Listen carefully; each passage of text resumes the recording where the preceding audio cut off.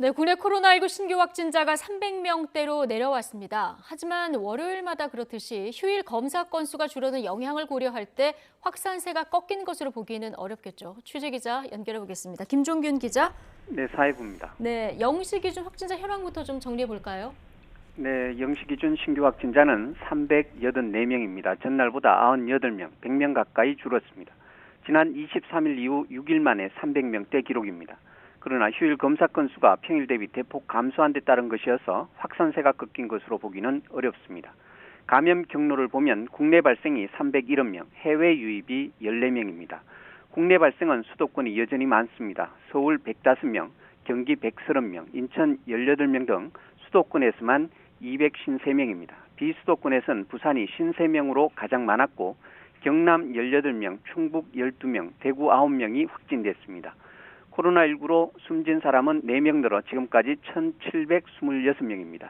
위중증 환자는 4명 줄어 100명입니다. 어제 하루 1차 신규 접종자는 11명입니다. 누적 79만 3천여 명으로 1분기 우선 접종 대상자의 64.5% 수준입니다.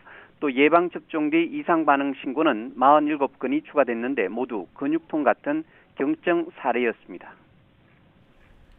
네, 2분기에 국내 도입될 예정인 백신이죠. 얀센 코로나19 백신 국내 첫 전문가 자문 결과가 나왔다고요? 네, 식품의약품안전처는 국내 첫 전문가 자문 결과 얀센 백신이 허가에 필요한 예방 효과를 인정받았다고 밝혔습니다. 우선 미국 등 8개국에서 이뤄진 다국가 임상 3상 시험에서 백신 예방 효과는 투여 14일 이후 66.9%, 28일 이후 66.1%로 나타났습니다. 다만 28일 이후 기저질환자에서는 예방률이 48.6%로 떨어졌습니다.